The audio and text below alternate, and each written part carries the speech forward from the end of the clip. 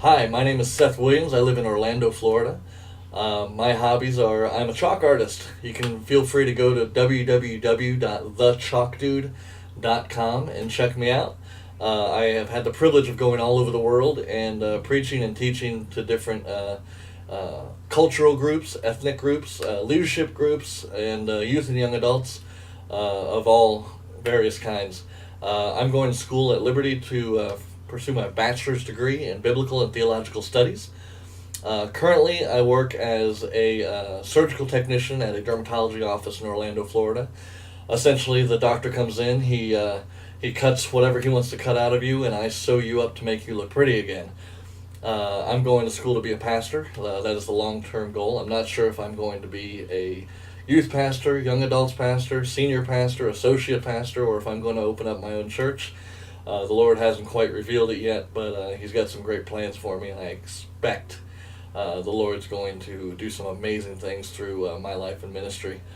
What I expect to learn from this course is how to be a better communicator. I again have I mentioned earlier that I have had the privilege of teaching and ministering all over the world, and while I am a good communicator, there's always room for lots of improvement. I look forward to becoming a better communicator through this course. And a story of my personal life, an event that happened in my life. I was in 2009. I was in the Al-Qarna province of southeast Iraq, which is where the Tigris and Euphrates River meet. They actually intersect right there.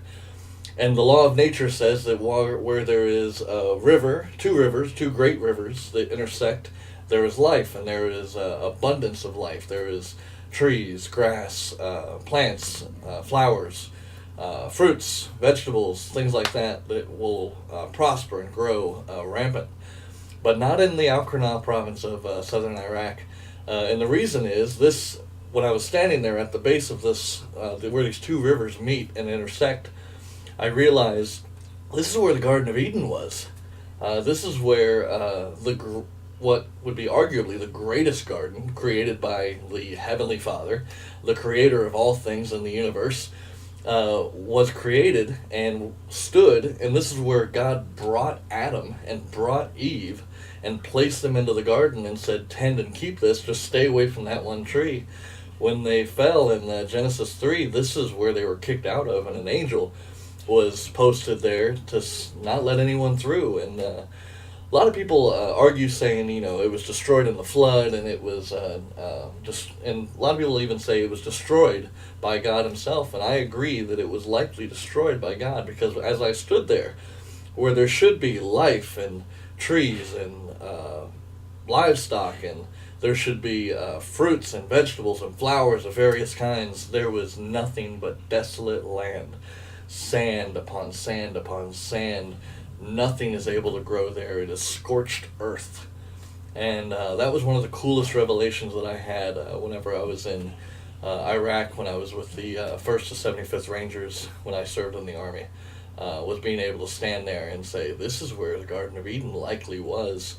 And just to be able to see that it is now scorched earth, where it could have been the bedrock of civilization. And it was just really cool revelation to me. So I hope to enjoy this course, and I hope you enjoy seeing some of the posts that I do, and I look forward to seeing you guys as well.